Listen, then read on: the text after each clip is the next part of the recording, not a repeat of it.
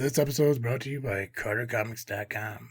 It's your one-stop shop for all your comic needs, whether it be graded or raw. Carter Comics has got it all. All you gotta do is go to CarterComics.com, fill your card up with all their amazing comics. Use the discount code FREAKNET, FREAKNET. Save you 10% at checkout. Not only on their website, but also at their eBay account. And the link to eBay can be found on their homepage at CarterComics.com. Again, CarterComics.com is your one-stop shop for all comic needs. It's time! It's time! It's JFW time!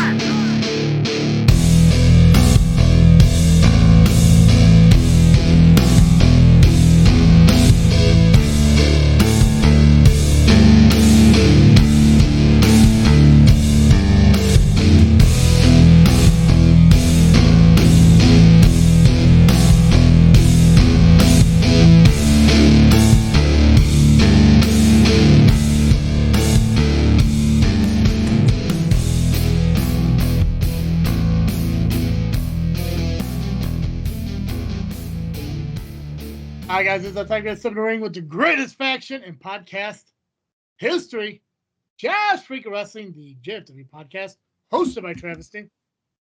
And I am the faction slayer, Nubby, the amazing turtle. And I am the podcast papa, returning to the JFW Podcast, Mr. Pacman! Pacman! I'm back! I was going to mute him halfway through, but I didn't want to hear him cry. That would be very sad, because I worked very hard. I've been gone for so long. That was one of the things I've wanted to do in my crazy getting stuck and chicken Big Mac, just craziness that I've been dealing with for the past month or so. But folks, Still works. Okay. It still works, yes. Okay. Pacman is back. He is here with us, which is great because we're going to run through the results of ARWPro Wrestling from this past weekend. You guys have been to ARWPro a lot more often and a lot longer than I have, but in my opinion, this was the biggest show they have ever had. Again, just my opinion based on the shows that I have been to. Come to find out, Nubby, I think you and I figured out on Saturday, I have not missed a Christmas Carnage since I started going to ARWPro Wrestling. So it's the one consistent show I've been to. And it's a show called Christmas Carnage? What's it called? Oh, Christmas Chaos, yeah. Hey, Carnage. Travis, There you just Pac-Man'd it, sir. I mean, it's right there. Well, no, it's not. Right where? Right where? Right where? Right where? Yeah. Do you have it? Yeah. Play stupid games with stupid prizes. Yeah. It was. That only it took was me 2 minutes. Somebody out there has a show called Christmas Carnage. I'm sure. Like me, I cannot fucking remember. I know SCW is Christmas Bash. I know that's next weekend. But I know there's a Christmas Carnage out there. Maybe it's ECW. No, that's there is a Carnage. I just can't remember. There's one where Sandman's arm is coming through the chimney holding a fucking stick. Shit. There is. You're not wrong. I know there's a Christmas Carnage out there somewhere, but yes, Christmas Chaos. I have not yet missed. Actually, there's a possibility I don't think I've missed a Cupid Carnage either. So, I don't know. You got that right. I know. Obviously, this past one, Christmas Chaos. The year before that was when Pacman had his match, and then I think the year before that was my actual first ever ARWPro. We saw the photo where I was pointing and laughing at Steve from Front Row. Mm-hmm. So, to me, again, this was the biggest one. So, a lot of shit happened. Obviously, we talked about it last week. Joe Hendry did, in fact, show up at ARWPro Wrestling as he was booked because another company promoted it somewhere else. And that did not happen.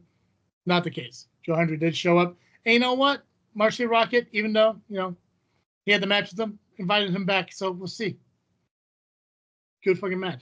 There is one thing I will mention looking at the camera that I have on my commentary table when we get to that portion of the results that I was kind of disappointed in, and we're going to talk about it when we get to it. It's a production issue, not an actual match issue that I'm a little disappointed in, but who knows, maybe editing can fix it. Anyways, Pax, welcome back. Let's dive into Rocket Pro Wrestling. All right, Cannonball.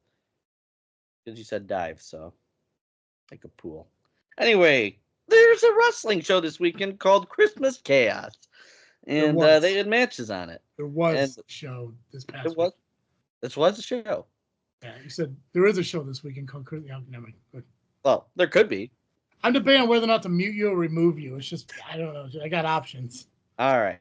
Well, we had Christmas Chaos, and the first match of this Rocket Pro Wrestling show was a tag team match between Eric Schultz and Ryan Matthews with Jay Beck in their corner versus Sam Knight and Aaron Stone. There were some undeniable shenanigans, and after these undeniable shenanigans, Stone and Knight were able to take charge of the match. Jay Beck accidentally hit Ryan Matthews with the briefcase of Eric Schultz. And there was also a miscommunication between Stone and Sam Knight where Aaron Stone accidentally speared Sam off the apron. And the Undeniable, because of that, were able to steal the win. And after the match, Aaron Stone grabbed a microphone and challenged for the RPW Zero Gravity Championship. Now, I want to talk about Jay Beck for a second. Do we have because this is... Also, I am not Jay Beck, Travis, just so we're clear here. I've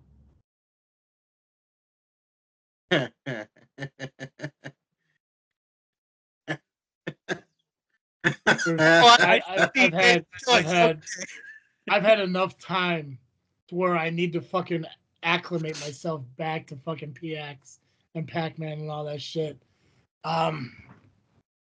It's gonna happen a lot because I'm not used to it. Like, go ahead, okay, just wait. It's an acclimation process. So, okay. Yes, yeah, I know you're not J-Beck. I remember the video. Hey, you're J-Beck. Hey, you're Pacman. Hey, you're J-Beck. Hey. That's back when the LAM were, dumber than they are now. Yeah. Still dumb, but not as dumb. We smartened up, you might say.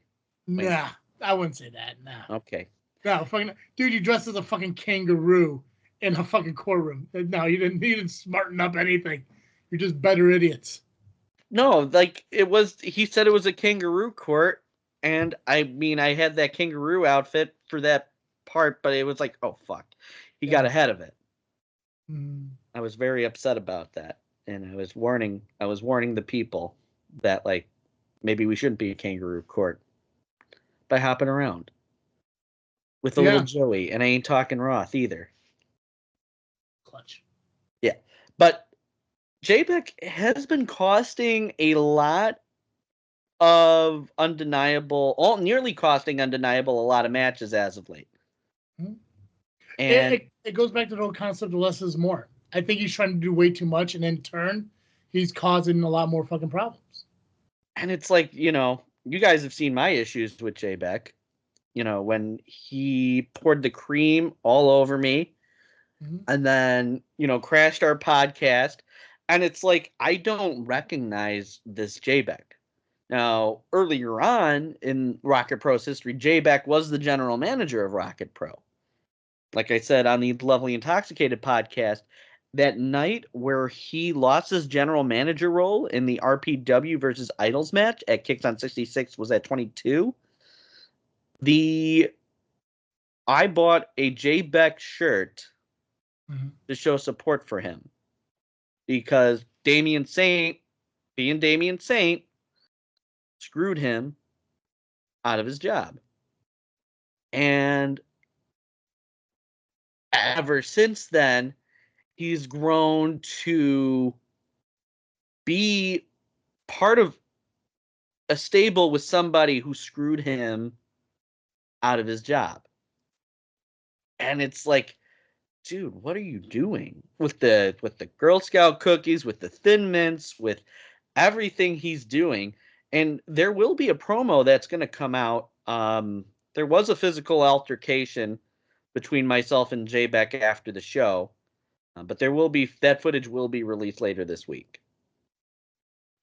But the one thing that I want to say to Jay Beck is, I even with that physical altercation, I still think it would be nice for us to have this Christmas truce because I want to remind you who you are.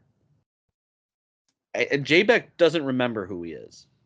And that really bothers me. He's a genuinely good dude. But idiot. He's with the wrong crowd. He's just got to remember who he is. But I think it'd probably be in the best interest of everyone, and actually it'd be an agreement upon what you're thinking, is if they just remove him from Undeniable. They don't need him. They can take them. He can take the moron with them. Wait, who's the moron? Oh, Maximus. Yeah, he's also a bitch. I've heard. That's what I heard. I heard his mommy, his lovely, caring, motherhoodish mom. Yeah, because she knows what she's doing in life, being a mom and all. And we'll talk about them a little later on. Oh fuck yeah, we will. Absolutely. Oh, I got so many fucking Maximus Orion relies on his mommy jokes. Oh, I'm so ready. Oh, that's gonna be good. It's gonna be it's gonna be anything like last week. Do you know Maxi Moron has never fucking opened a dresser drawer in his entire life? You bum. Just saying. I mean, his mommy's the one that puts his clothes away, and she's the one that lays them out for him in the morning. Never once did he ever fucking open a drawer. It's a shame, And I don't care what anyone says. Yes, his mother makes his bed. So. I mean, I think all our mothers have made our beds at one point or another. Not at 30 years old. That's fair. Yeah. In the words of Rion Skills, that's fair. Not to be confused with Treon. Yeah. Oh, yeah, I got a video of him choking you out. What's that about? Yeah, so he was just very confused why Treon was there. But he decided to choke you? Tree. Yeah. Well, I mean, LIM decided we wanted to contribute to the Christmas spirit by donating a Christmas tree to the bar. Now, as we were figuring out what we were going to use to decorate it, we had to get a star on top. And who is Tony Gabagool's favorite star? Why, it's his childhood hero, Rion Skills. So we decided, because we thought of it, let's make Rion the top of the tree. Then it's Treon Skills. And then we were drunk, so we laughed for 20 minutes straight, and then we printed out a picture of Rion and then put it as the star. And because you did that, he felt it was justified to physically assault you. I didn't. I never wanted the smoke. I think it's pretty much well established that I don't want the smoke from Rion. Yeah. But unfortunately, I did get the smoke from Rion. Is it weird being choked by somebody without paying first? In my experience, it was something I wasn't quite used to. Gotcha. To be honest. But I mean, same result at the end of the day. Oh, yeah. But I mean, my neck is still a little sore. I believe it. Well, yeah. You got choked out by a very massive black man. And I mean, it's Treon. Yeah. The Treal deal. Yeah. The Treble Treason. Treon Skills. Yeah. You do nothing but speaking spruce there, bro. Yeah. Yeah, no, it's but it's a great fucking pun. If the pun is there, you got to make it. You got to let your memes be dreams. Yeah. Don't let your memes be dreams. I noticed a lot of people were loving on that tree too. They were pining on it to say. Oh. Okay. Did it give them a little bit of wood? I don't know. I don't want to talk about Rion's wiener. Let's move forward. Okay. All right. Good call. So speaking of, never mind. Speaking of the next match. Yeah. Oh, wait, hold on. Speaking of wieners. Thank you to the Fourth Mother Box for wasting my entire fucking day listening to their show, waiting for them to use these fucking clips that they claimed it took from our show where I talked about Blow and fucking Pacman. Did not fucking use them, and it was. I'll never get those 43 minutes of my life back. I was just very confused because it was I was waiting for Travis to be like, I did not have those things with that Pacman. They were more concerned about Brad falling through a trampoline. I don't give a fuck about Brad. What I give a fuck about is somebody says they're going to clip shit from my show and, use them on their show, I expect them to fucking use it. Or at least tell me the show they're going to use it so I don't have to waste my time listening to them talking about some stupid-ass Star Wars fucking TV show that has to do with fucking pirates and everything, to wait for them to fucking say, hey, here's a clip from JFW. So there's an ounce of entertainment in their fucking show because they'd be using a clip from an actual entertaining podcast. Just saying. And yeah, it's fine if they use it because I did say it on the show. They clipped it out of context, however. I did follow up with saying he would enjoy it if I was to. Again, I still don't even know who this fucking woman is that said it. No fucking clue. Haven't heard from her since. No comment or response on any of the fucking show post or anything. She didn't come like, I said it. Nothing. And she didn't even show up to the show on Saturday. I was kind of disappointed. The noise. She probably didn't. She probably was upset because I was fucking bitching about her on the show, which a lot of people fucking do. Hey, by the way, what did Chet say to you when he told him to ask me? He didn't respond. Of course he didn't, because he's a bitch. Fucking hang out with fucking Maxie, fucking moron. Oh, they'll have Thanksgiving or Christmas dinner together. I mean, we gave Maximus some stuff for Christmas. That video will come out later this week on the vlog, but yeah, they can enjoy a nice Christmas meal together. Chad and Maxi Pad. See, look at me. This is the one time where I will give Damian Gray credit. That's a great fucking nickname. Speaking of Damian Gray. Yeah. Speaking of Damian Gray, the Idols were in action in this next match as John Bowman took on Johnny Knight. That was a great fucking segue. I know. I've been doing this for quite some time. Okay, so you said the Idols. Yep. Nobody at commentary can confirm or deny it. Are the Idols still a thing? Is it Bowman, Gray, and Roxy? Yep, they are still a thing Idols. As far as I know.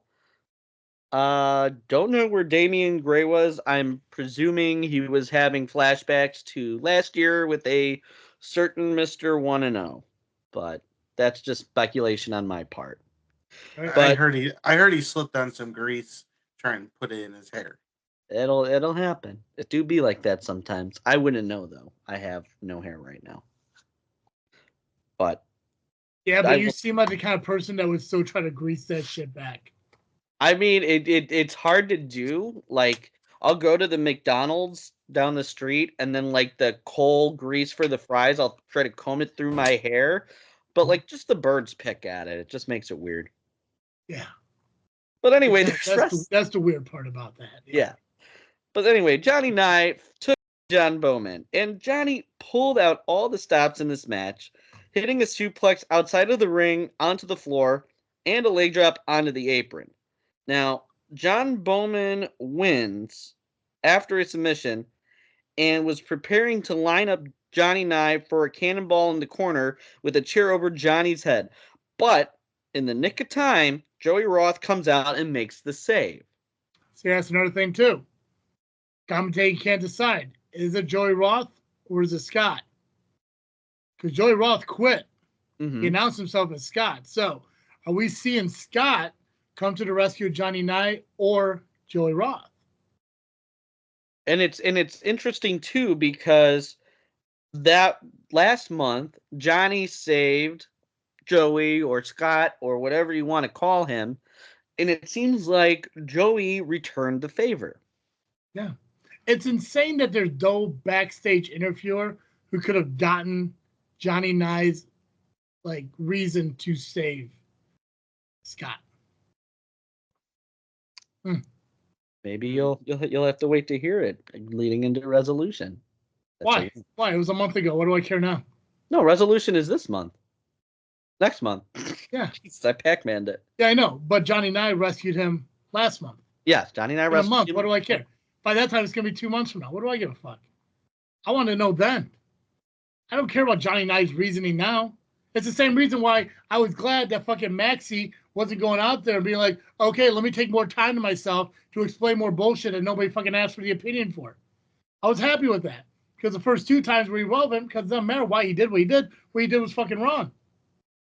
You know what? And even with his wrestling ability, I had a slight bit of respect for him. But because I was able to turn him into a fucking TikTok, I lost respect.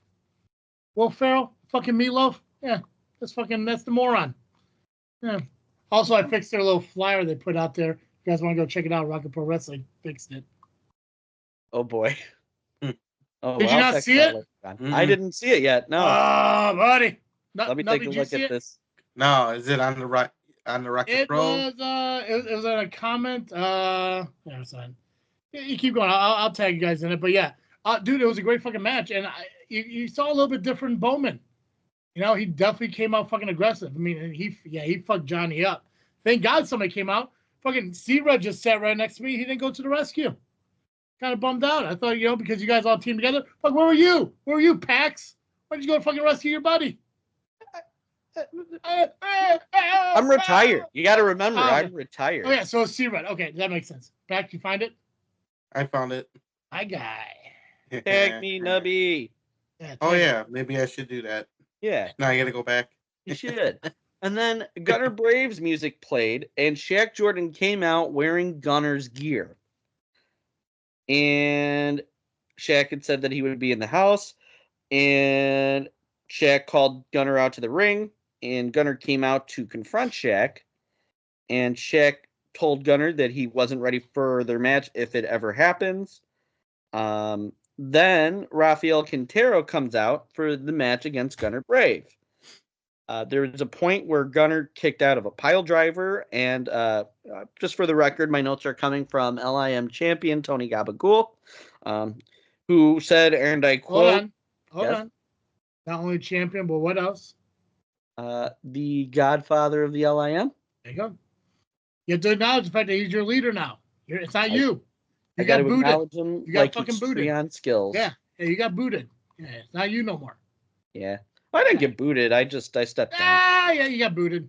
I stepped Yeah. down, and I'm now the consigliere. Current president also stepped down. No, you got booted, motherfucker. Yeah. Well, no, he didn't step down. He decided not to run. Yeah. He didn't know what door to go through. He's like, where's the ice cream? He was stuck in the bathroom. What? Oh, Wait. Joe Biden likes ice cream. Wait, I can run for a second turn or have ice cream? Oh, choices. I don't know why I made him sound like Napoleon Dynamite, but there we go. Perfect. What? Give me your tots. Not messing around. Vote for Pedro, folks. Here's the deal. Pistachio, God. Napoleon Biden. Fucking Napoleon Biden. God. So there was a Quintero did hit an outside dive to take out Gunner at one point and heads to the top rope. And Gunner knocked him down with a DDT. Gunner jumps from the top rope to hit a curb stomp to pick up the victory. Now, after the match, Shaq, who was on commentary with you, Travis, jumped Gunner, and security had to go in and break it up. I was half expecting the locker room to clear out again and just have it be a whole thing, but thankfully it didn't have to, go to that. Just kind of had flashbacks. Anyway, Shaq at a certain point attacked a fan in the crowd and started bringing him into the ring and beat him down, and hit the fan with a super kick. Gunner then returned to the ring to save the fan, and Gunner decided to challenge Shaq for a match in February for loser leaves the company. Shaq said, it seems like Shaq accepted the challenge and said that as long as he's here, Gunner will never be RPW champion. And then called him a bitch. Yes. People are throwing that word fucking around a lot lately. These days. I will say this, because I'm gonna assume possibly Gabagool might be going on a podcast with these notes. He could be. He could be. If he is, let me make a correction to what he sent you. Shaq was not on commentary with us. Steve would not allow him on commentary. So he stood at ringside. So there was a package, a Christmas gift that was left out at ringside that nobody really knew what was going on. And there was a chair that was right next to it. Actually, it's a lie. He stole Nuke's chair. And he sat at ringside. He wanted to be on commentary with us, but Steve wouldn't allow him. Oh, Steve wouldn't allow him. Okay, because I know he said he was on, and that wasn't from Gabagool's notes. That was from me, because I do remember that he did say that he was going to go to commentary, and being in the back and not seeing commentary, I didn't see that he was there. Yeah. I So wasn't able to see it. so he was going to come over to the table to join us on commentary, and Steve said, No. There was a lot of back and forth between Steve and Shaq during this entire matchup.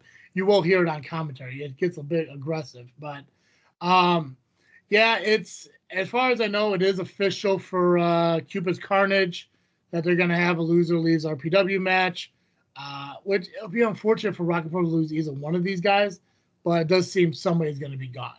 Yeah.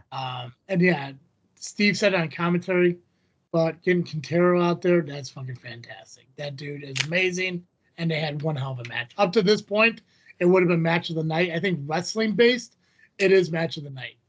Now for fan excitement, no, it's not. The main event is, but when you look at straight up professional wrestling, this match had everything.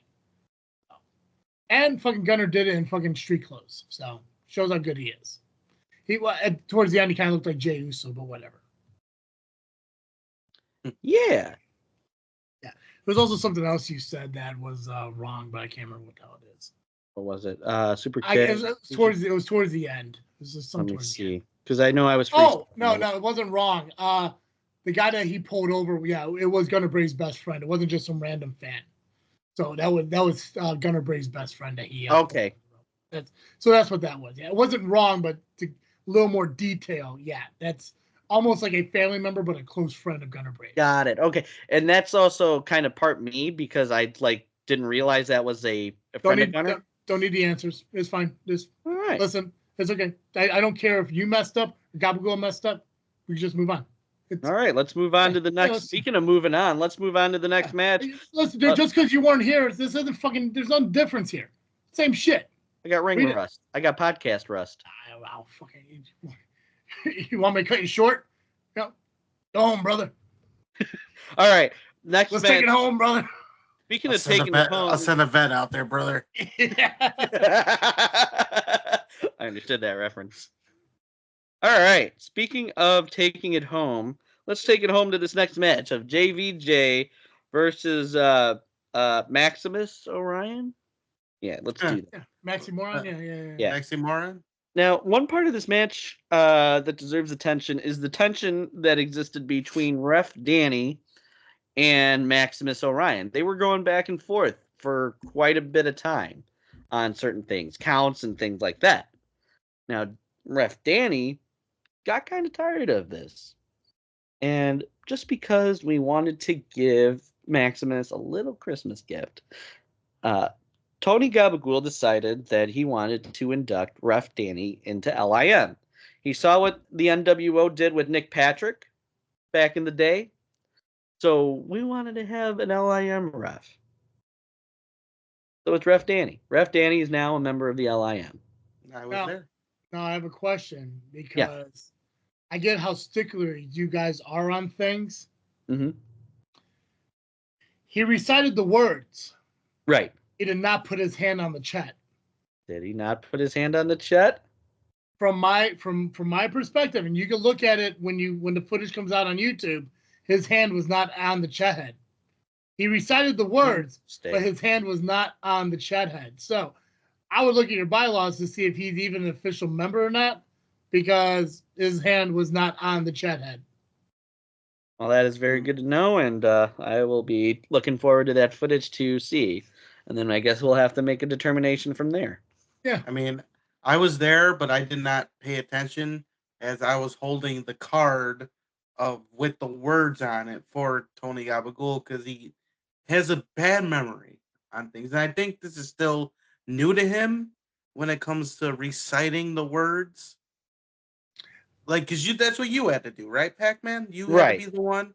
Well, now Gabagool's got to do it, and this might have been one of the first times he's initiating this. So I had to hold up the card for him, and I did not see if there was a hand on the chat head or not.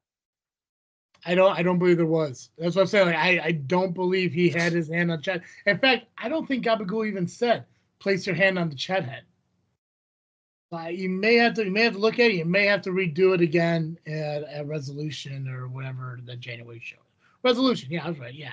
Well, I could talk to Smiley McGee and Simp and see what they had to say on the matter. Yeah. Well, yeah. You don't have to believe. We'll throw the red challenge flag. Oh, please do. Because once they said, oh, yeah, he did, and then the footage comes out and shows I'm right because 98% of the time I am, then, you guys just make up your own rule and shit going forward. Why not? Well, even if he didn't, a mission was accomplished in that moment. That's true. That I was very happy about. Yeah, because you weren't even supposed to be there. Yeah, you're like Dante. Hey, you know what? I told Maximus that I was getting paid one way or another. So I did get paid. I sold some merch. So I was getting paid. And he couldn't do anything about it. Oh, yeah. Oh, yeah, and the fact that he was so petty to pull away the fucking pre-show match, dick move, bro. Oh, petty. Fucking petty as fuck. Just to make sure you ultimately didn't work at all. That's fucking petty. But I still worked. What a Tom bitch. Petty. That's so Tom Petty. He's a bitch. And I got that crowd to say Maxi Moron. Maxi Moron, hell yeah. That's right. I'll take credit for getting it started. I won't take credit for the idea. But listen, if it wins an award, I'll take credit. If it loses, it's yours. It's fine. We ever figure out what award that was, by the way, that I keep thinking I might be eligible for? Newcomer of the Year? Is there a Newcomer of the Year award? Yes. Yeah, I should be eligible for that. Well, I wouldn't say Breakout Star. Is Breakout Star is that the same thing? Yeah. I should at least be on the ballot because I will be there next month, and that's 3 shows in a year I'll be working. I should be eligible for that fucking award. Will I win? Probably not. But I should be on the fucking ballot. Just saying. I feel that commentators, announcers, everyone's part of the team, and anyone should be on that fucking card. So, same.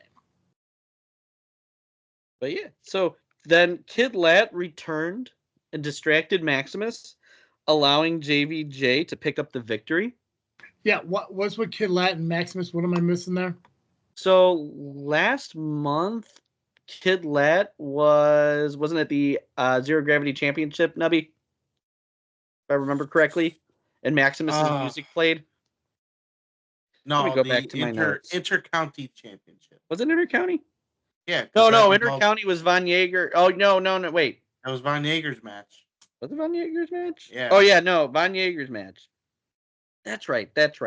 I'm remembering now. Because Kid Lat kind of interfered in Maximus's plans for that match. Right. That's right. And I just lost my notes. God damn it. I fucking Pacman it again. If I was the chief on Brooklyn Nine-Nine, he's not doing the driver, and I just lost my entire presentation. It's all gone.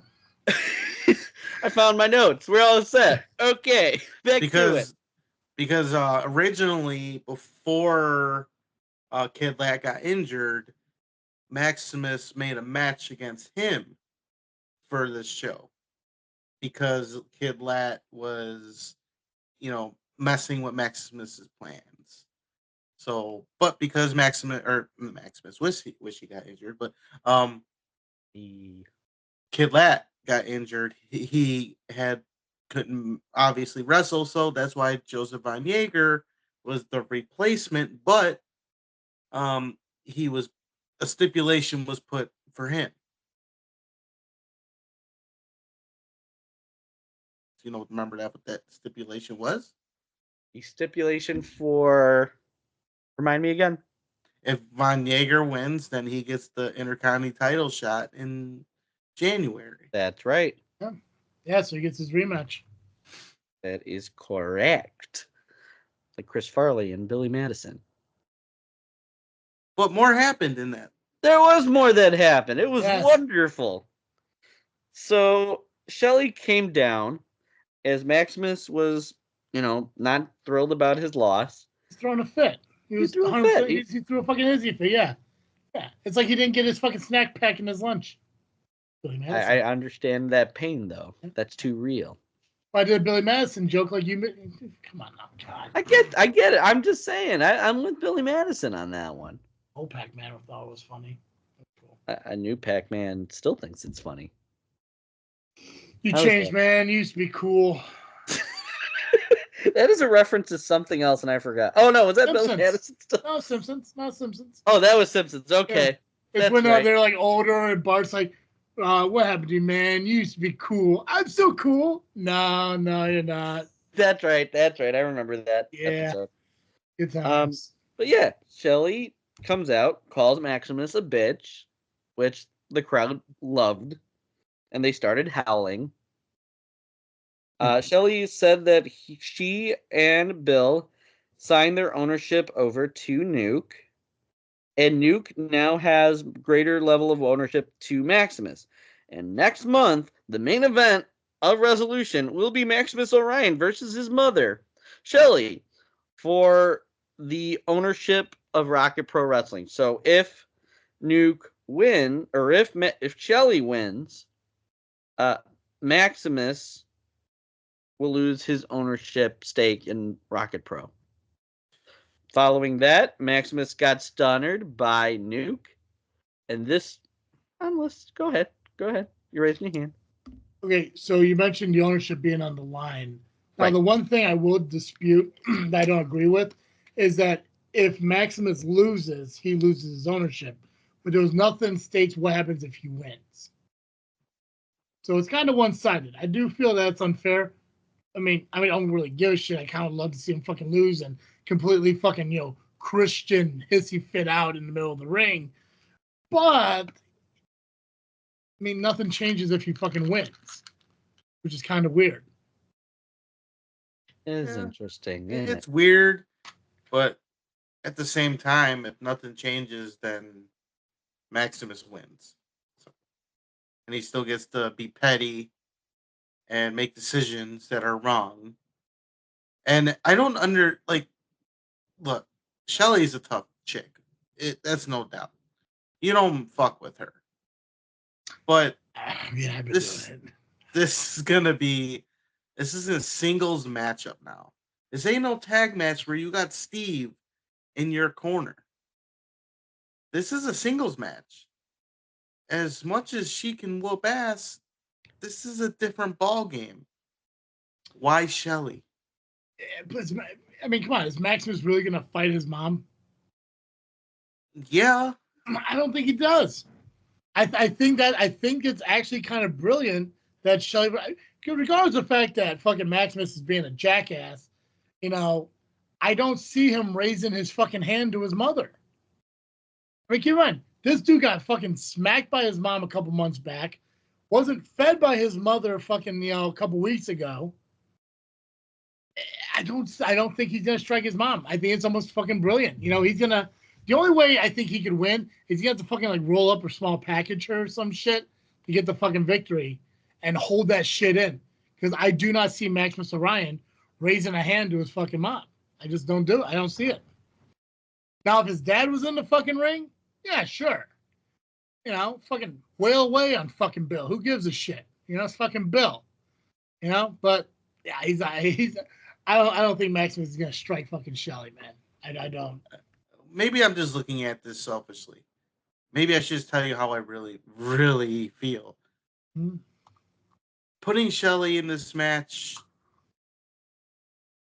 is crazy to me because you could easily now lift my suspension and put me against him and ban Undeniable from ringside, and I'll get the victory over Maximus.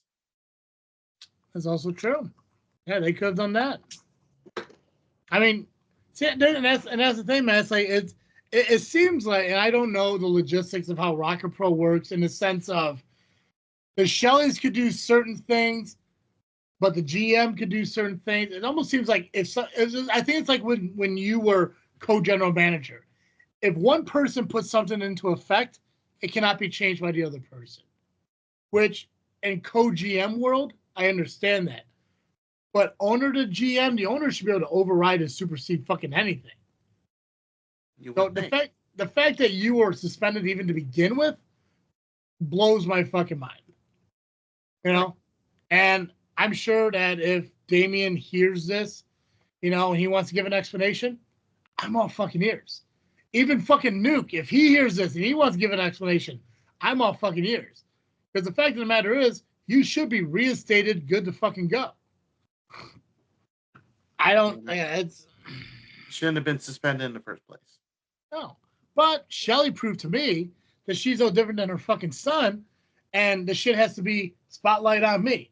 Because I'm assuming that nobody put Shelly in this match. I'm assuming Shelly put herself in this fucking match, and Nuke signed off on that shit. Again, fucking spotlight. Yeah, but it's fine. Like I said, it's going to be a unique fucking matchup because I do not see Will striking his mom. But I am excited to fucking commentate that fucking match when I'm there next month. Oh, I can't wait either. And I hope, he lays out just as long as he did after that Nuke stutter. He was out the entire intermission. No one came to help him. We all just, what was all out there? Sean Danger came out there for a little bit. Aaron Stone came out there for a little bit. I was out there with Ref Danny. I put my stinky ass PX hat over Maximus's face. That's what he deserved. But I made up for it by giving him a stroopwafel from the back. That reminds me, who's on Power Hour tomorrow? That would be Drew Bronson. Okay. As well as Wink. Yeah, I know it's you. Ask Steve about Stone. I got it. Ask him about Aaron Stone. Ask him about what Aaron Stone, because through the entire fucking show, out of fucking nowhere, Aaron Stone would come out to where the ring bell is now, up against over there. Aaron Stone would just kind of walk out, stand in front of that table, and just fucking stare daggers into fucking Steve. And I mean, in the heat of commentary, maybe Steve wasn't thinking about it, but he just brushed it off like it was nothing. I want to know what Steve really felt. See, once the day gets past and he remembers who Stone really is and shit, I'm curious on his reaction. Like, so when you see him tomorrow on the Power Hour, just say, hey, what's your thoughts on Aaron Stone watching you the entire fucking show? Because, dude, he wasn't looking at me and he made me fucking nervous because it wasn't a deadpan, death, angry stare. He was looking at him and kind of fucking smiling. So it was almost sadistic looking. But I'm just curious. But yeah, so yeah, and yeah, it was weird seeing fucking. I was gonna go over there and help Maximus out and like maybe poke him with a stick or some shit or. Come on, do something. Right. Oh, you know what? I gotta make that a meme. Hold on. I'm gonna make that note to make that a meme after this. Make show. that a meme. Fucking make that a meme. While Maximus was down, I was making money. Hey, what money were you making? The money kind? The money kind. That paper? You making that paper? I'm making that paper. Making that fucking paper. Prime time pimp. Pimp money. Making it rain. All right, following the mission, what we got?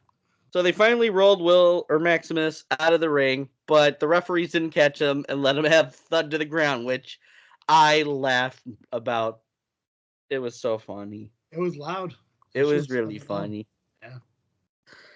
But then we had Rion Skills and Skylar Reed versus the Three Rings. Then Victor Wade came out and demanded to be in the match, which Saint allowed to make a triple threat match, and Wade's partner will be Aaron Arsenal, making his RPW debut, I believe.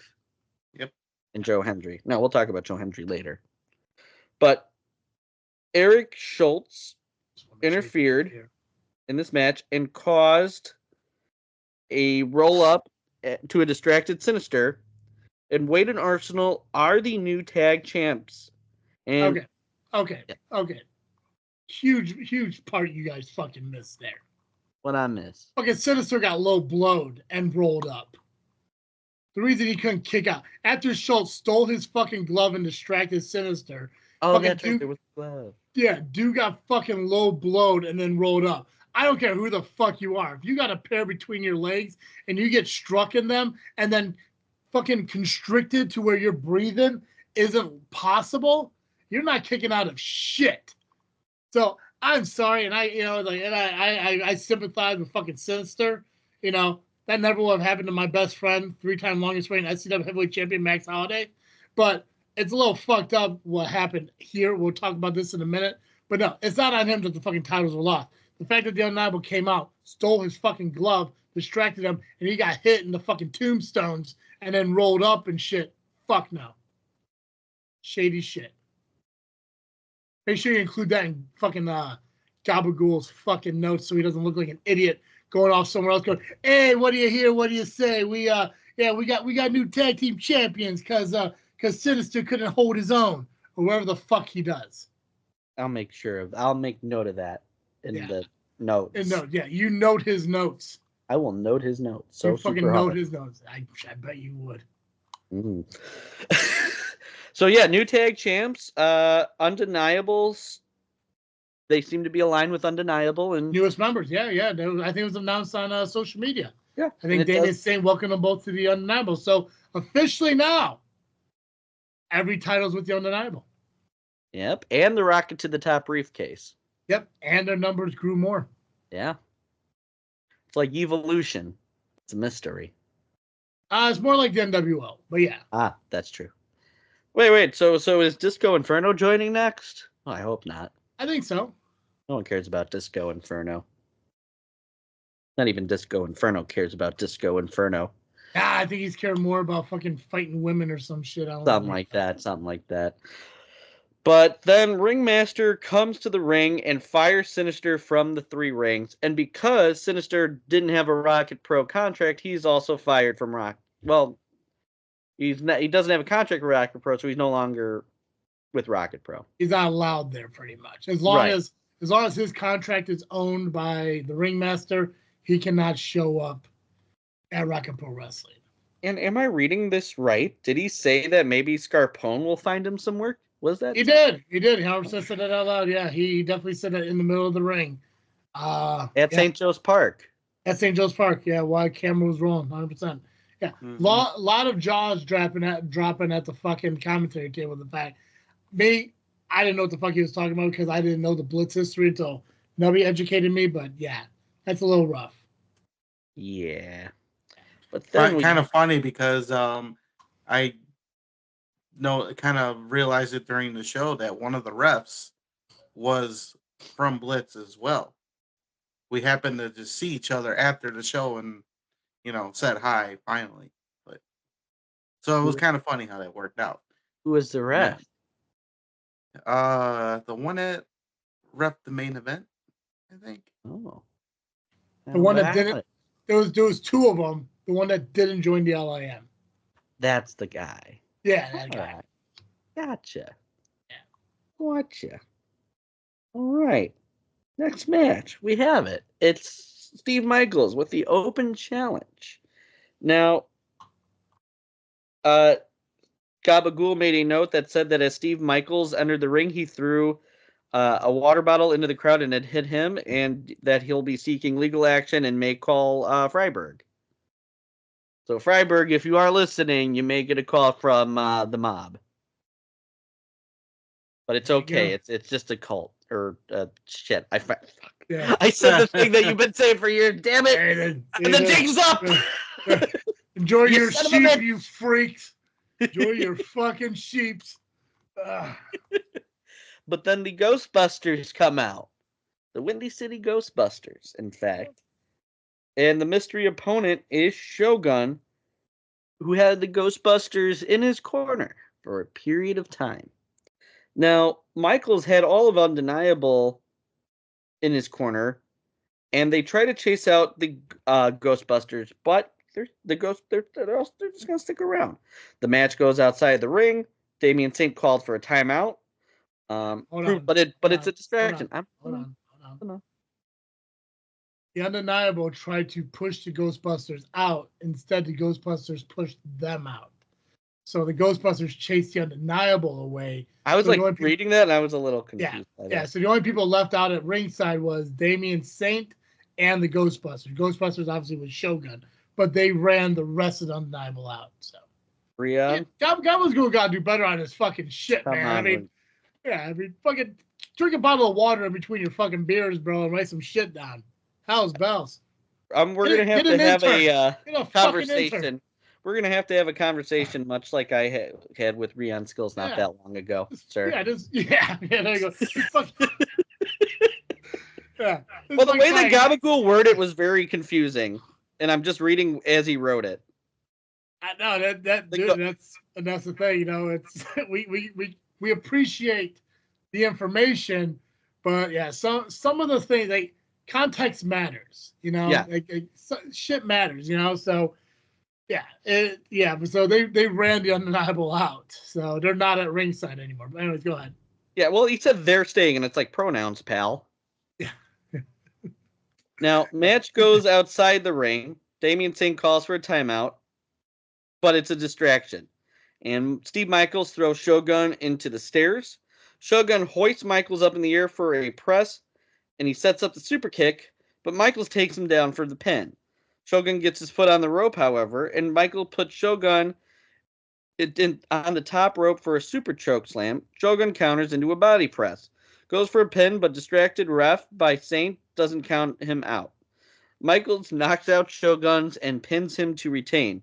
Now, interestingly enough, the Ghostbusters are wearing Michaels' shirt, and Gabagool notes that he wants his donation back. Oh boy. Okay.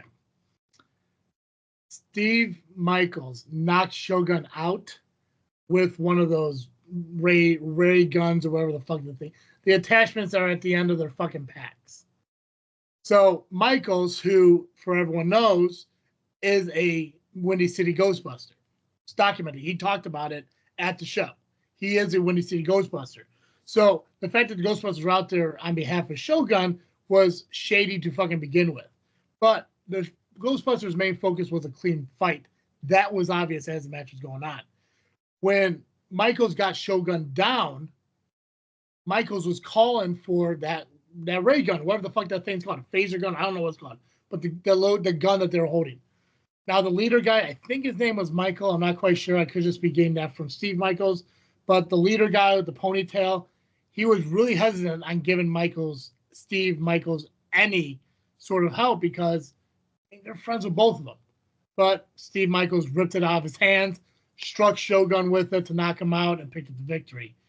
And then that's when Michaels said, "You really think they're going to, go with anyone else?" And yes, they showed off there wearing Steve Michaels gear. But it's because Steve Michaels is a Windy City Ghostbuster. So, yeah. And no, fucking Gabagool doesn't get to take the toy back. That's for a child, you fuck. Jesus Christ. And his grandfather won the raffle. He should be happy. Yeah, Grandpa Red won the raffle. Yeah. And that fucker didn't give anything back. That's a lie. He actually handed out to fucking people, which good on him for doing it. But he ran at that thing like he was at the fucking Price is Right, man. He hauled after him. He was at concessions grabbing a soda. And he ran down fucking I forget what they fucking called on I just said the Price is Right, the fucking runway or whatever. Some like Winner's Alley or whatever. He fucking ran.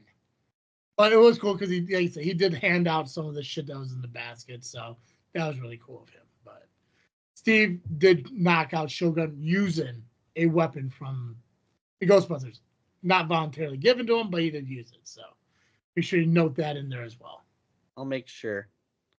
And I'm surprised I remember all this shit. You have a bad memory.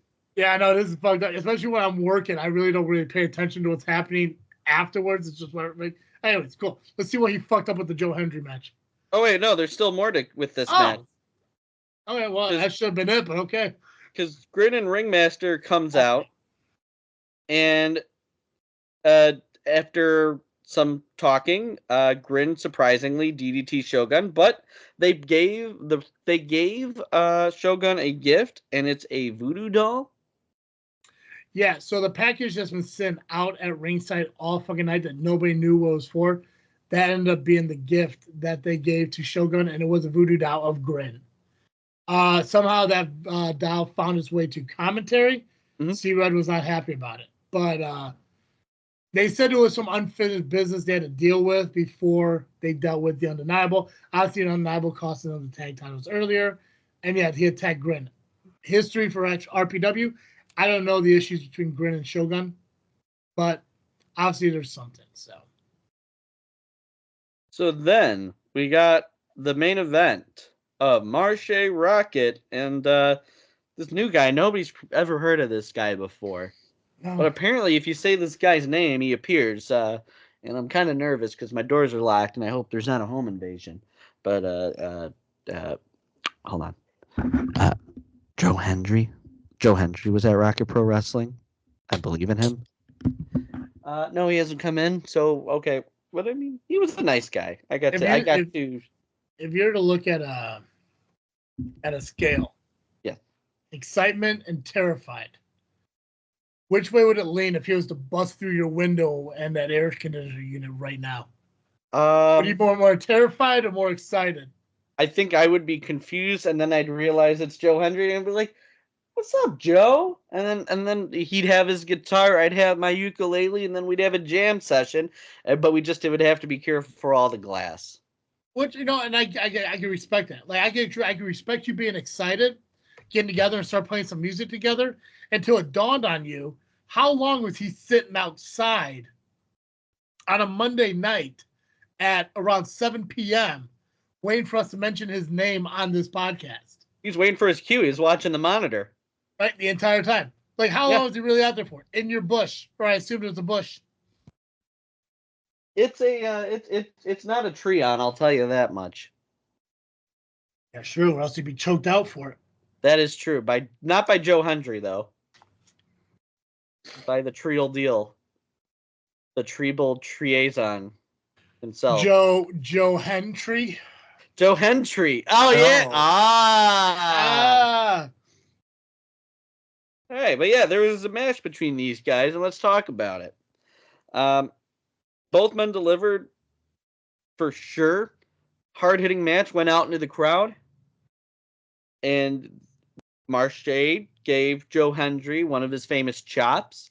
And we ain't talking steak either. Yeah, dude, I could see the look on Hendry's face from across the fight. It was the moment he chopped Marche, you could just hear C Red say, "Oh shit," and counter. Which, by the way, fuck Rocket Pro Wrestling to allow everybody else to cuss. Fucking Shaq Jordan was in the ring yelling shit. Fucking Steve said shit. C Red said shit. Fucking Shelly said shit. But no, Travis, he can't fucking cuss. Stupid. Hey, Travis, if it makes you feel any better, and I know this won't, I'm one of 2 people in Rocket Pro Wrestling history that has an uncensored F-bomb on Rocket Pro Wrestling social media. There is a possibility that there is an F-bomb in my commentary when I was doing it during the main event with Steve and Shelly tagging. I don't know if they caught it or bleeped it. I can't. It's possible it doesn't exist. But in my mind, I'm like, I'm pretty sure I said fucking at one point. But they may have caught it. I don't know. But hey, you know, good, man. Yeah. Oh, yeah. I think Nubby had a couple during the breakup last month that he can't talk about. I don't think it was caught on camera, but yeah, I think you did say you threw some F-bombs around. Yeah. Yeah. So maybe it wasn't caught on camera, but you got to do it. I did. Who knows? Well, if you notice, like if you go back to that footage, they cut it off right as Michelle goes down. Yeah. So we will never know. Unless, their legal department, the legal team for Rocket Pro allows them to post the rest of the footage of what exactly happened. Didn't you post the remaining footage? No, that was just a fan footage. Yeah, same thing. But they still, they had the Same cameras rolling, as far as I know, because we did talk to Will Shelley on the Lovely Intoxicated podcast on the incident, and essentially kind of like, I don't remember if this was on the show or if it was off the record conversation, but they were not allowed for legal reasons to show what happened after Michelle went down. Oh, yeah. And I don't know if you remember or not. What was Will Shelley's biggest gripe about me and the shit I said? Something about you with security, I think? Yeah. You're suggesting they need more security? Yeah. And he said how, like, they can't afford more security and shit because security is expensive, blah, blah, blah, blah. What the fuck did they have at this show? More fucking security. So, I mean, listen, he can be pissed all he wants about my opinions. I gave more security. The fact is, he fucking did it. He listened. So you're welcome. Yeah, you're welcome, Will Shelley. Yeah! Yeah! Yeah!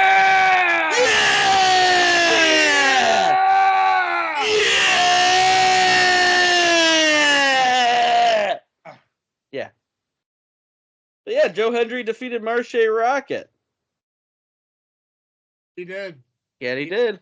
It was really fucking close, but yeah, in the end, he picked it up. Yeah. Got that dub. He did. And he gave his praise to Rocket Pro Wrestling. He gave his praise to the fans. He gave his praise to Marche Rocket.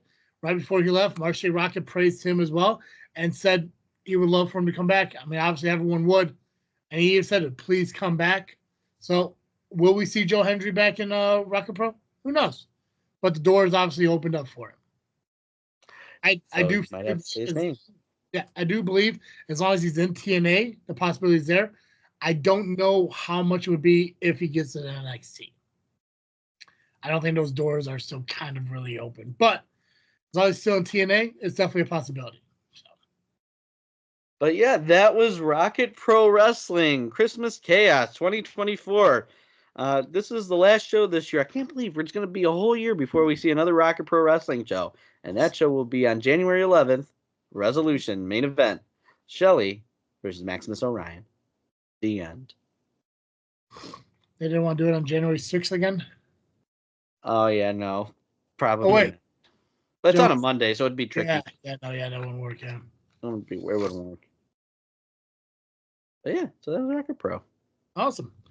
I'll run through Power. Nubby, do you want to do Dreamwave? Which one? I don't care. I'll do Power. Right. That's fine. Go ahead. Do Power. Yeah, it'll be quick. I'll do Dreamwave after. Yeah, it's fine. It'll be quick. Power Entertainment would like to thank the fans who packed the American Legion, Fox Lake, Illinois last night, and the roster for an amazing show. Quick results. By the way, I am reading an exact post from their Facebook page. So if you don't hear what I'm saying, it's right fucking there. We started the night with a moment of silence to remember Pearl Harbor and then had our national anthem. Actually, yeah, I did forget that Saturday was the anniversary of Pearl Harbor, which is actually the anniversary of my grandmother passing away. So, love you, Grams. Owner Jimmy Blaze came to the ring, called out the locker room, and acknowledged why he cashed in for Mason Perks. Blaze also addressed Eric Freedom's missing key, and the culprit who took it could return it tonight with no repercussions.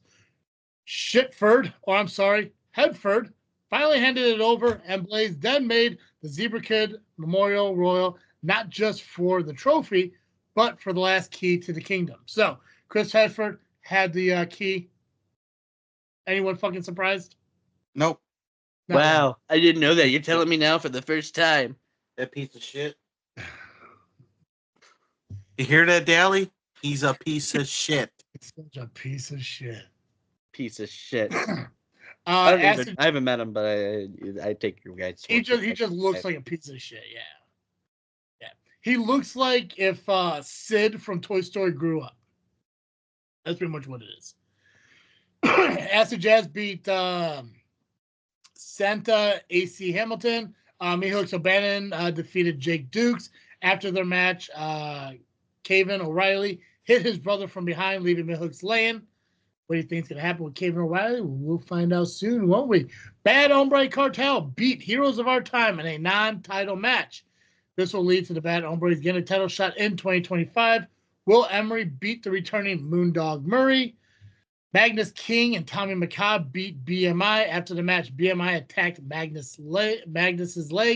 Magnus, unfortunately, will be sidelined for a bit, and we wish him a speedy recovery. BMI will be suspended for 30 days following the attack, which means they will not be able to compete it till the next show.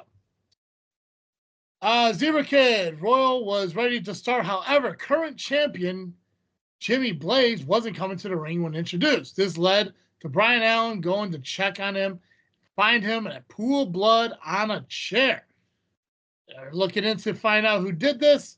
The Rumble begins, and the last two in as a bloody Jimmy Blaze appears, but was unable to compete. The last two fought it out, and in the end, Jason Dukes won the trophy and the key. Mason Perks retained his heavyweight title against Kazile. As Perks returned to the curtain, he was laid out from behind by Jason Dukes. Returned to the Legion in Fox Lake on January 4th. Tickets are currently available at PowEntertainment.ticketleap.com/New Year's. Already, there's less than 35 front row seats remaining. Damn. Dang. Damn. Damn. So Yeah. yeah, so that was Power Entertainment from this past Saturday. All right. So I think I'll jump into Dreamwave and then ARW following that. Okay. Because why the hell not? Hell yeah. Oh, hell yeah. yeah. All right. So, I did not get the women's show, but that is on IWTV, so you can go check that out there. This show, however, I have, and it is also on IWTV. So if you don't believe what I'm saying, go watch it. I don't care. But shout out to Nick Swink, the Swinky, or no, it's Nick Swinky, the Swink. Yeah. For posting in the group chat for while you were there. Appreciate you. All right, in a dark match, Amina Belmont won a 4-way over Jade Blackwell, Mayo World, and Badger Briggs. Marcus Mathers defeated August Matthews. It almost sounds the same, doesn't it? But yeah, Marcus Mathers. See, I'm about to fuck that up already. Defeats August Matthews, Davey Bang, and Stephen Wolf to retain the Dreamwave Wrestling Alternative Championship. Want to say those names again? Marcus Mathers, Yes. August Matthews. Yeah. It's this one right here. Yeah. Say this name. What's the next name? The next one after August Matthews, Yeah. Davey Bang. They be banging. Davey Bangin'. That's what you said. I did? Yeah. You said they be banging. That's why I was like, wait, hold on, say that. First off, solid tag team name if that was the case. But as long as you said they be banging. Well, they could be. Who knows? But Davey Bang Davey Bang. Okay. and Stephen Wolf. Excellent. Go back and listen to it when this show releases. It sounds like you said they be banging. Well, I'm sure Tom will rip it for another thing. So that won't post it. No, he'll brag about it and then not use it and waste our fucking time again. Which is not a waste of time. Go listen to the Fourth Mother Box if you want to hear about fucking Star Wars pirates or whatever the fuck that show's about. I don't know. Yeah. Becca won a 4-way over J Rod, Kylie Ray, and Missa Kate when Becca pinned Missa Kate. Becca stole the pin from J Rod. Afterward, a furious J Rod left the ring. Kylie was then laid out by Missa after the match. These women, they're getting ruthless with each other. It's crazy. The Hype defeated the New Guys to retain the Dreamwave Wrestling Tag Team Championship when Hunter Holcraft pinned Jake Bashi. I think that's how you say it. Yeah, it is what it is. However, Bashi's foot was on the rope and the referee didn't see it. But nothing happened after that. So the ref still hadn't seen it. Rebecca J. Scott defeated Ashlyn Alexander to retain the Uprising Women's Alternative Championship. Rebecca J. Scott then choked out Zeke Zishi for a good measure. Or Zeesh, whatever. Where do they come up with these names? JC Castilla made Brittany Brooks the special guest referee for the 2 out of 3 falls match for the Dreamwave Wrestling Women's Championship between Maggie Lee and Zeta Steele. Maggie Lee wins the first fall. Zeta Steele wins the second fall. Brittany Brooks attempts to use her good as gold briefcase, but Zeta Steele lays out both Brooks and Maggie with the briefcase. JC Castilla stops the match and decides to make a 4-way on February 8th for the next Dreamwave Women's Championship with the 3 of them and Megan Bain. So that's going to be a doozy. Then Connor Hopkins retains the Dreamwave Wrestling Championship over Christian Rose after J-Rod turned and hit Rose with a chain to assist Hopkins. Then for the Good as Gold Rumble, it was the final two, Christian Rose and Channing Thomas. Channing Thomas wins the Rumble thanks to the interference of Connor Hopkins and J-Rod. And that was Dreamwave from this past Saturday. Check it all out on IWTV Live. Nice. What we got from ARW? What we have from ARW is what I'm about to tell you right now.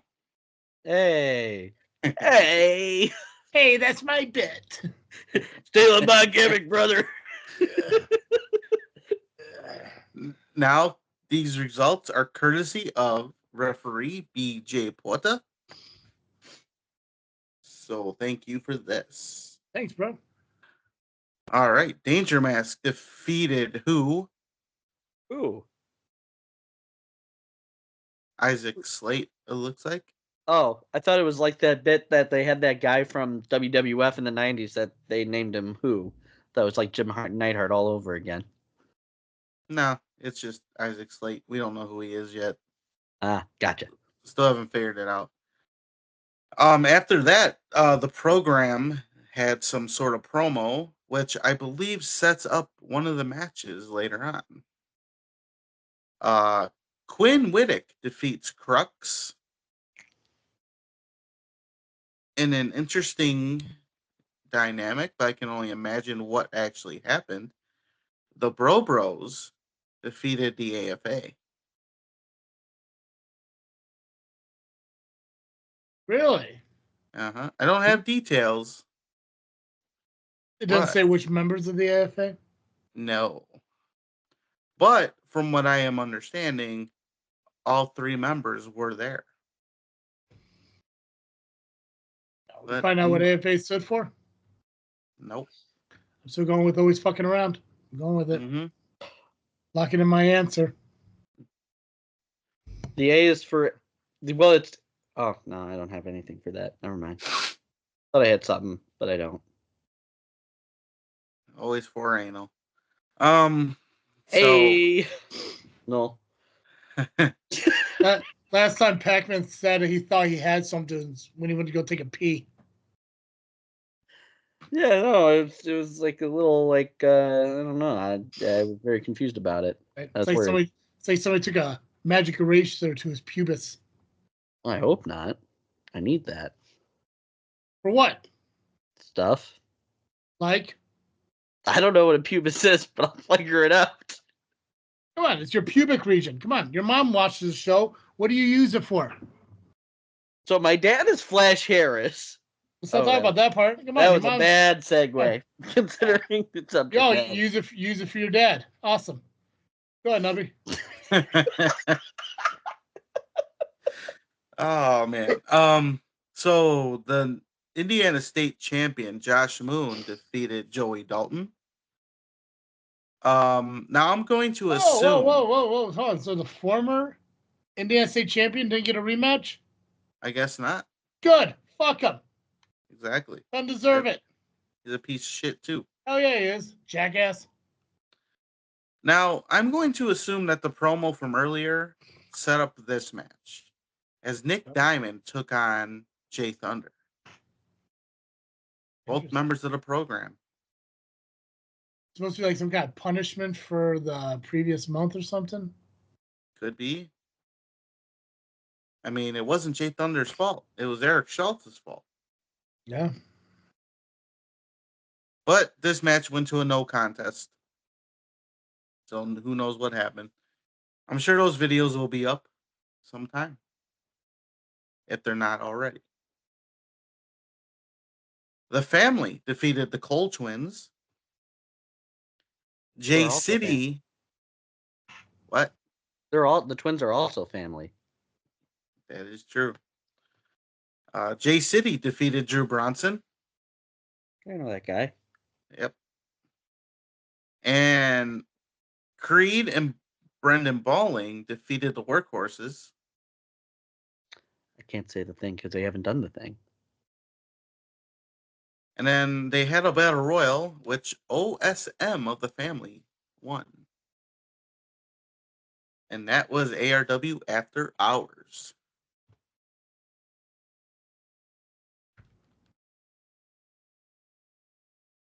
Nice. What's next on the docket? Super Wrestlers. Yeah, Super Wrestlers. Oh, I think yeah. that's the last, I think Super Wrestlers are our last results. All right. We got Super Wrestlers results coming Oh, up. do we? Yeah, we do. What, after this commercial break? What the fuck? Yeah, just. We'll be right back. Yeah. Did you lose Hey. your genitals? You may be entitled to compensation. But after you use my catheter, it'll all make everything all right. Diabetes. Diabetes. Diabetes. Kyle knows all about that. I'm falling and I can't get up. Hey. Where's the beef? Bud. Why? Sir. What's that? 588-2300 Empire. today. Glenn Lerner is the water for you. Call 222-2222. Do like filling, you'll save 2. Push it. Pull it. Tell it to Golf Mill Ford. All right, we're back from the 773-202. Luna. There we go. Okay. All right, so Super Wrestlers. Rydal, the holder of the prize and master wrestler, came out with Callis in Bhaskar. Rydal says that he is leaving and done with the Super Wrestlers, but was interrupted by Jordan Cross. Rydal runs down Cross and asks him what he wants.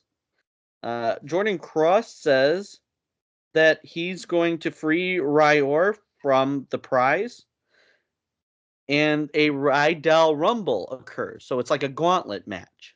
And if Jordan Cross wins, he will face Rydal for the prize. So the first entrant is Hot Kazooie, a new entrant to the Super Wrestlers. I must say, though, he has some fine chops. And Hot Kazooie is eliminated. The next entrant is Steven Flo, who was eliminated by Jordan Cross. And the last is the debuting Biff Beware, who was quickly rolled up for the victory after being built up for months and months and months. And Jordan Cross will face Rydal later. Following this, Canadad comes out and mentions that USA Hole is not a U.S. citizen. And people were wondering where USA Hole was. And people were telling USA Hole to ask his mom about his citizenship. And Canadad faces Delay Mignon.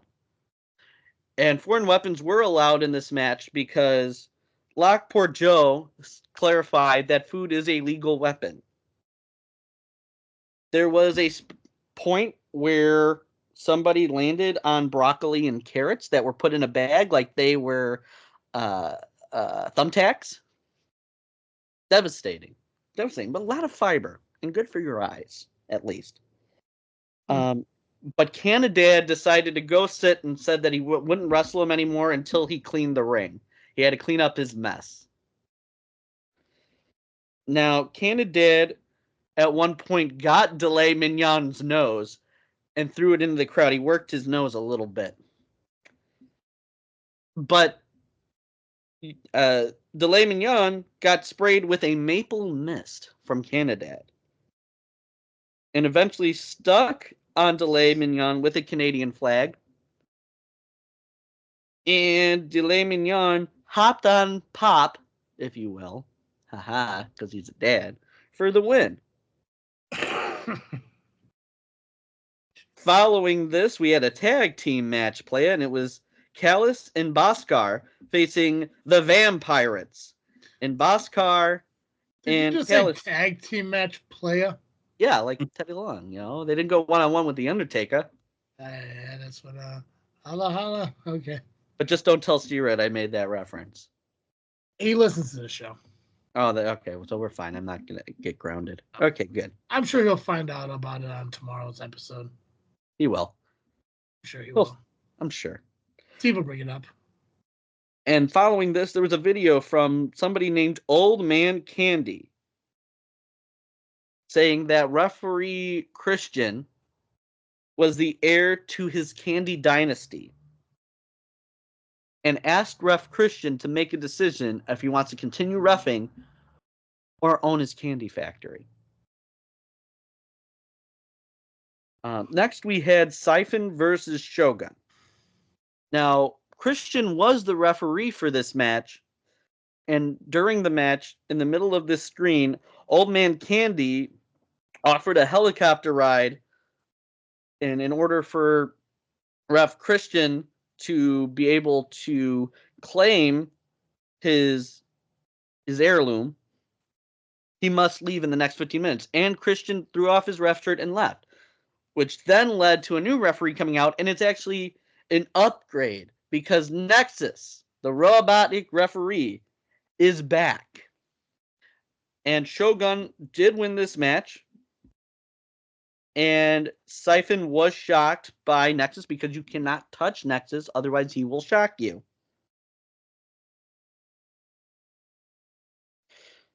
Following this, we had Jordan Cross versus Rydell for the prize. Callus and Bhaskar were at ringside, and there was a brawl in the crowd. It was essentially a hardcore match. Kendo sticks came into play. Chairs came into play. It was chaos, hysteria. And at one point, Callus and Bhaskar bloodied Jordan Cross. And a message flashed on the screen once Jordan Cross was busted open saying the blooded cross has ended the prize. Following that, begin resurrection sequence, and Ryor, who was murdered by Rydell, was resurrected because he was trapped in the prize, if you remember. Mm-hmm. Now, Jordan Cross did win the match and is the new master wrestler. And it was made clear that Jordan Cross is now able to have a PBR because he's become a man. Did you have a PBR with him? I did not. I had water.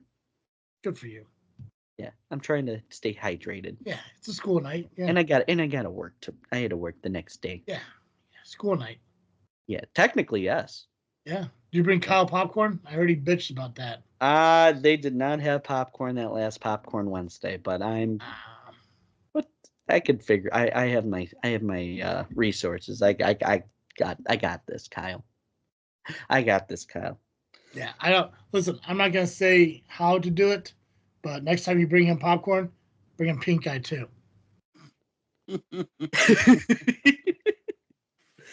So, following this, there was an update on Ref Christian showing footage of him flying over Chicago in his helicopter.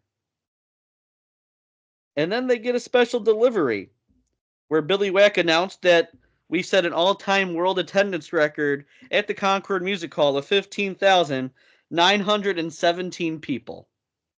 There was a big celebration. And then we had the main event of the evening. Oh, no, I skipped the whole thing. Danger Mask had a match after this intermission. I was like, wait, I skipped I Pac-Man'd it. Danger Mask came out and called out Nolan the fucking Wizard, who my dad, I'm going to actually read what my dad said, because my dad attended his first Super Wrestler show yesterday, and find what he said. He said, "Who is that old dude?" And I responded, "He's a fucking wizard, Dad." I had to clarify. He ain't wrong. He is not wrong. All right, I am not wrong. Did you get a photo with the wizard? We were not able to because we had to leave right after the show. We really wanted those cold French fries that we left in the car from dinner. And we both had to get back. And it was school night. Yeah. So Danger Mask won and overcame Nolan's magic. Now, in the past, Danger Mask has faced Nolan, the fucking wizard, in the past, so he was trying to redeem that loss, and he was able to do so. Then we had the main event of Destructo versus Pubic Moose. But there was no Madam Shatter to be found, and people were looking for Business Puppy. But Business Puppy came out with Madam Shatter, and Business Puppy was chained to the corner. And I think my dad's favorite wrestler was Pubic Moose. And my dad got some clippings from Pubic Moose. This sounds so weird out of context, but trust me, go to this show, and what I'm saying here will make more sense. The next show is March 9th, for the record, but I'll come back to that. Anywho, there was a match that happened in the main event, which was the main match of the show. And it was this match, Destructo versus Pubic Moose for the Hot Potato Championship. Pubic Moose. Destructo versus Pubic Moose. Excellent. Fucking clutch. No, that's his number 2 guy. Nice. Nice. Now, Business Puppy seemed conflicted. They were trying to show the people that Business Puppy is now a bad boy. So, he was very conflicted and didn't go after Pubic Moose, which I thought he must have been spayed and or neutered because he did not seem to have the balls to attack Pubic Moose. Well, if he was spayed, he wouldn't have balls to begin with. So he was neutered. I wasn't sure how that all worked. I'm not married. I don't know these things. Yeah, that's right. That's right. Yeah. You don't earn a gerbil. I got you. Wait, what does a gerbil have to do with getting spayed or neutered? What does married have to do with being spayed or neutered? Well, you lose your balls when you're married, I hear. Again, what does that have to do with being spayed? I don't fucking know. It just sounded good, man. For the love of God, whenever you have a fucking wife and you guys have enough kids and you're like, babe, I think it's time you get spayed. Let me know how that goes. Let me know how that works out for you. I got you. You come back to me. Tell you what, fucking put it on TikTok. I want to see. I want to see what happens. Do a Facebook Live. I want to be there with it. Invite me over. I want to see it in person because I don't know who you're going to marry, but any one of them is going to smack the shit out of you. I would die, and that's not a good thing because 100%. I like living. Who doesn't? True. Right? So they finally, Destructo and Madam Shatter, unchained Business Puppy. But when Unleash, Business Puppy turned on Destructo, and Pubic Moose won the match and lost the Hot Potato Championship. And now, new Hot Potato Champion is Destructo, who is my best friend, current reigning Hot Potato Champion, Destructo. For one full day. Yes. Business Puppy peed on Destructo, and Pubic Moose dumped pubes on him to end the show. And that was Super Wrestlers. And the next show is March 9th, Super Wrestlers Infinite.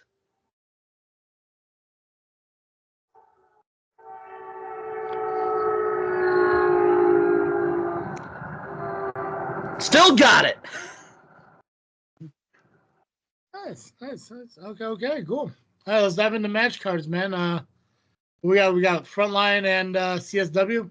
Yeah, buddy. I guess it's all you, Nubs. It's all me. Perfect. So, because that Ben Cheesehead is mean to us, I'm gonna start with his company first. Oh yeah. Give him sloppy firsts.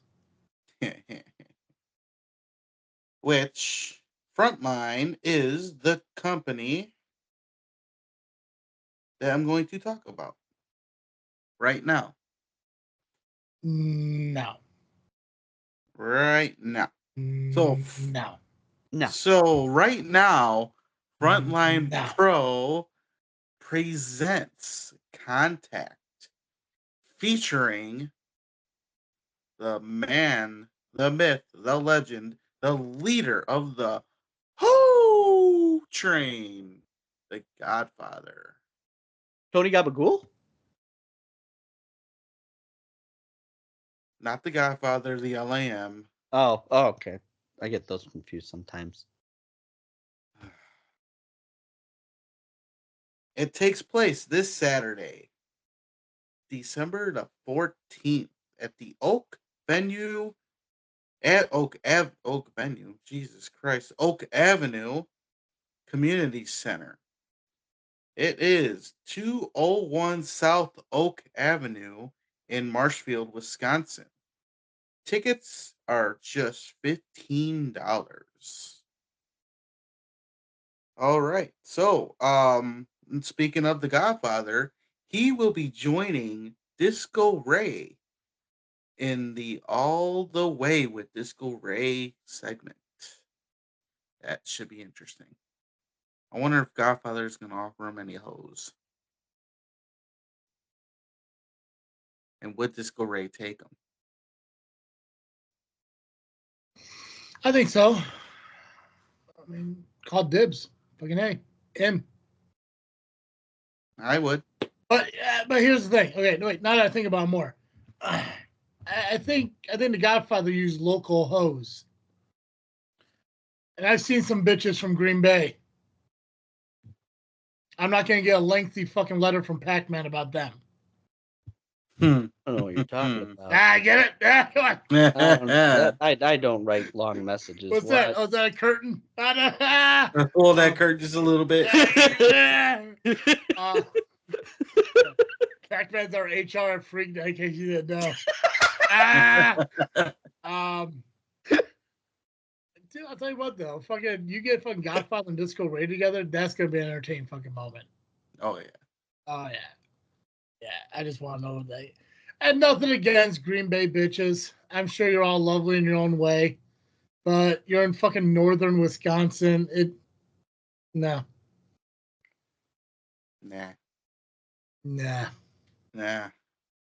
Mm. Nah. Nah. No. See, if Pacman ends up marrying somebody from northern Wisconsin, getting spayed would make sense. That's true. See, he said it.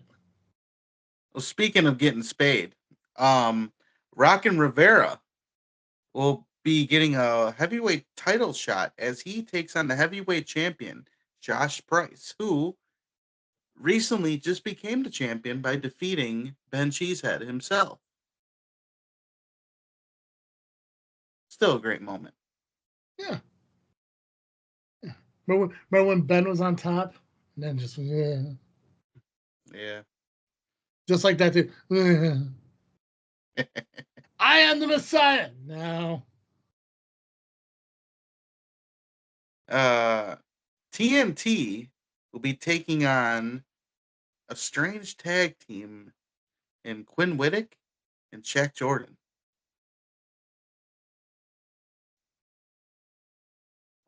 Yeah. That'd be a good tag team, though. Just odd. Just weird. Very weird considering Quinn, I thought, was part of the Rapture.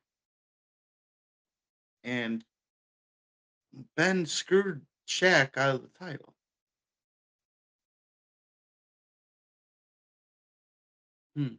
So maybe Shaq should be looking out for himself.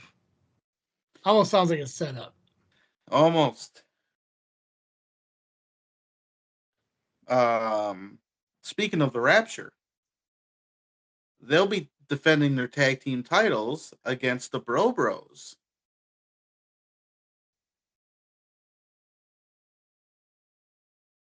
And then Ben Cheesehead will be taking on Adonis Allen, who is best friends with Kid Lat.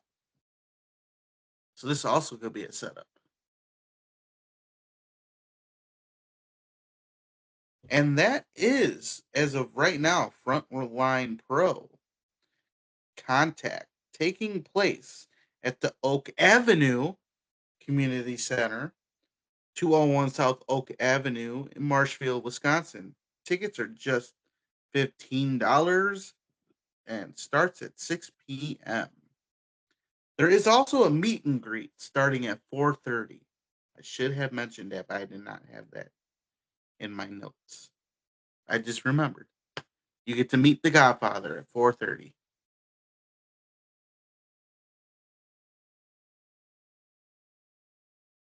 All right. Who's ready for CSW?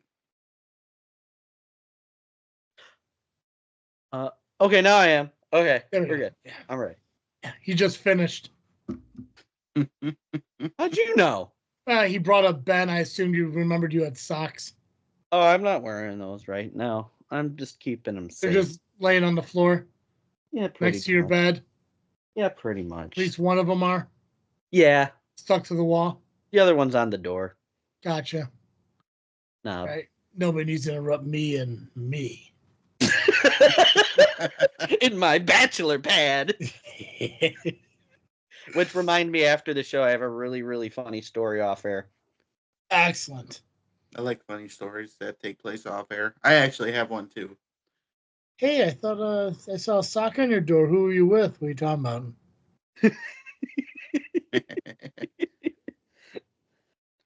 All right. So, CSW, Chicago Style Wrestling, presents Love, Death, and Wrestling this Friday, December the 13th at 2 West Conti Parkway in Elmwood Park, Illinois. This is a new venue, so I don't know if there's special drinks there and whatnot, but this is new and possibly going to be a future home. Who knows? General admission tickets are $25. Front row is sold out. Doors open at 6:30 p.m. Bell time is 7:30 p.m. And if you cannot make this show, it will eventually be on IWTV. Eventually. All right, so let's start off hot with the heavyweight championship, as the new champion Conan Lycan defends his championship against Matt Cardona. Wow. Nice.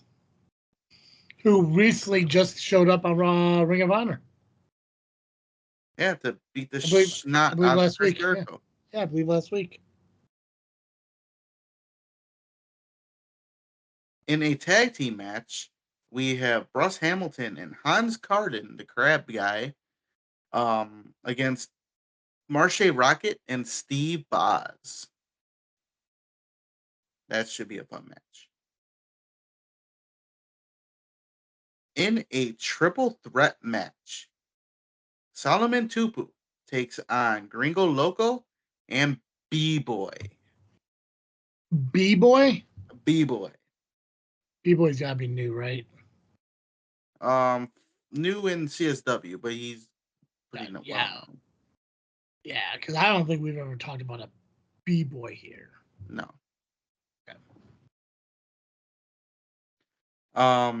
In a Chicago street fight, it will be FXB and Chris Miller taking on Eddie Grayson and Jack Valor.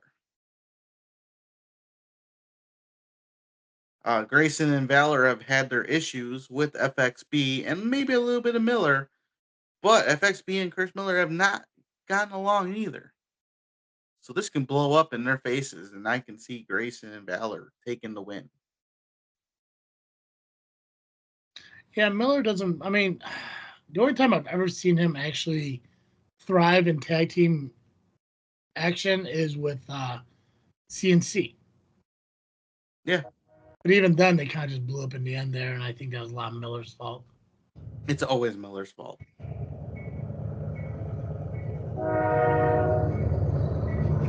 Oh. Yeah, no point now, man. It was almost over. wasn't really any point doing it late. Yeah, fucking, he had to take his hand off his dick just to fucking press the goddamn button.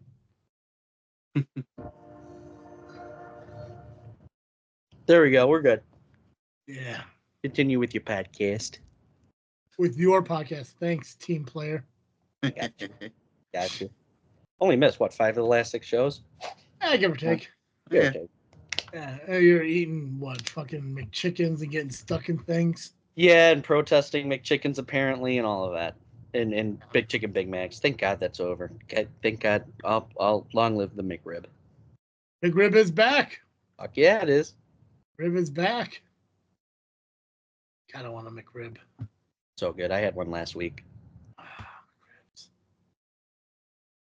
For the CSW Women's Championship, Missa Kate defends her championship against Amina Belmont and Holly Hood Haley J.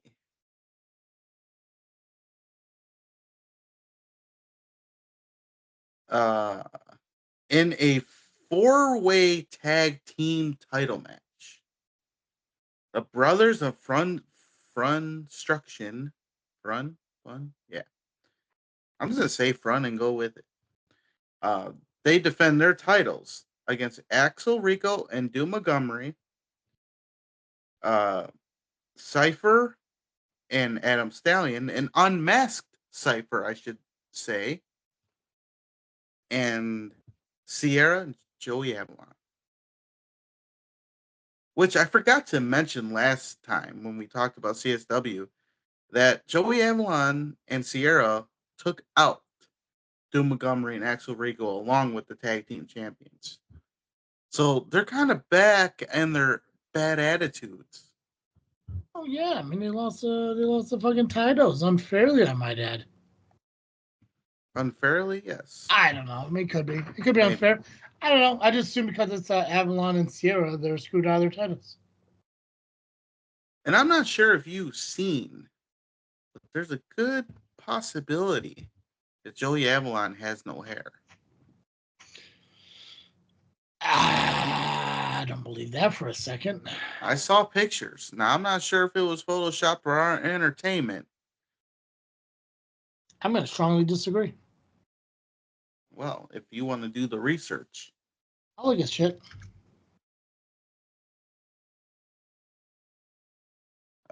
In a one-on-one contest, it'll be Maggie Lee taking on Kylie Ray. Holy shit, Joey Avalon doesn't have hair. How about that? Shaved his head. Good for him. Don't like it. I doubt we'll see it again. Not a fan. Not a fan of that. What is Hybrid Wrestling Entertainment? It's a company in Wisconsin that I am possibly going to talk about them next year. Oh, yeah, they got a show on the 20th. Okay. Oh, there's a lot of people here right now. Anyway, sorry, CSW. Focus on that. We have a TLC match for the CSW Metro Division title as Rafael Quintero takes on Iniestra, which was pretty much made as a final act, if you will, by TJ Steele before he lost his GM spot. Before he was voted out. Then we have Haykeeper versus Haykeeper, as Jay Marston takes on Shane Boucher with a Haykeeper as a special guest referee and Shane Hollister. What is Steve thinking on that one? You know, you got to allow him to get back into the rhythm of things, man. I mean, how long has it been since he was a general manager, you know? Almost a year? Almost, yeah. Yeah, so he's probably gonna have some like, you know, like kind of like WTF moments, but I guess I don't know from experience, but from what I've heard stories of, I guess as long as he doesn't become GPW Steve the GM, I guess he should be okay. I heard he was kind of a douche. He was a douche, and he learned his lesson back then. He doesn't want to get that smoke. because GM or the GPW GM Steve got his ass beat by me, of course, and a guy in a baseball and a guy in a baseball costume. Oh yeah. I don't think Steve wants to do that. He doesn't want me as an enemy, for one. Because you know what happens when he wrestles me. I hit him in the face and all hell breaks loose. But as long as Rion's not there, I'm okay. But yeah, that is CSW Love, Death, and Wrestling, taking place this Friday, December the 13th in Elmwood Park, Illinois, 2 Conti Parkway. Doors open at 6:30 p.m. Bell time, 7:30 p.m. Front row is sold out, $25 general admission. And that is it. Nice. All Nice. right. Nubby, we talked about a little bit on Saturday because Pacman failed to give him predictions on this past pay-per-view. He is officially out of contention for first place. You and Double J did tie, so Jay can Double J? Yeah. I said Double J. I did say Double J. Yeah. Dizzle J. Yeah. Double J. Yeah. What's the problem here? I don't know. Okay. Just talking. Yeah, pretty much. Gotcha. The So, usual. So Jay is 2 away. We got 2 more predictions coming up. As mentioned, if Pacman cannot pick up a victory and Nubby, you win the next 2, you could tie with Pacman and actually, place. You could be tied for 3rd. Slaying those numbers. Yeah, or if I fail the next 2 and Jay and you win the next 2, you could tie for 2nd place with Pax, and then Jay will tie for 2nd with me. I guess technically he would tie 1st with me, and you would tie 3rd with Pax. But regardless, so we'll see. We got 2 more. So then we got one. I think one's coming up this weekend. Yeah, Saturday night main events this Saturday. So and then I don't think it's next Saturday. It's Saturday after is AEW. So. Anything else wrestling related we got to talk about? Nope. No. I think that's it. All right, cool. Next weekend is going to be SCW. We'll cover the match cards of that this coming Monday. As far as I know of, next Monday is going to be our last episode for the season, or for the year, I guess. Next Monday, well, unless we would decide we want to talk about results on SCW. If not, we can wait until we come back. SCW and Wrestle League that 23rd if we do it. Yeah. We'll let you know next week if next week's gonna be the last show or not. We'll figure it out. So, is this the last show of the year? Stay tuned until the next show. Well, yeah, we gotta know if next show is gonna be the last show of the year. Right. The following one's the one we don't know about. We know there's gonna be one next week. Oh yeah, that's true. Oh yeah, makes sense. I'm following you. I'm picking up what you're putting down. You Pacman did Pacman. Yeah, I did. You know what? I'm getting acclimated. We're cool. I'm getting acclimated. Acclimated. I like it. I'm getting fucking aggravated. All right. Oh yeah. Until your mom quit messaging me, it's weird. Yeah, my day's going great. Yeah, my balls feel fine. Get off it. So, make sure you follow. I'll make sure to mention not to do that. It's okay. She watches the show. Make sure you follow the social media, Facebook, Instagram, and Twitter. Just by searching Just Freak Wrestling or the JFW Podcast. If you continue to listen to us wherever you listen to us, keep doing so. Subscribe, hit the notification bell, rate and reviews if it asks for it.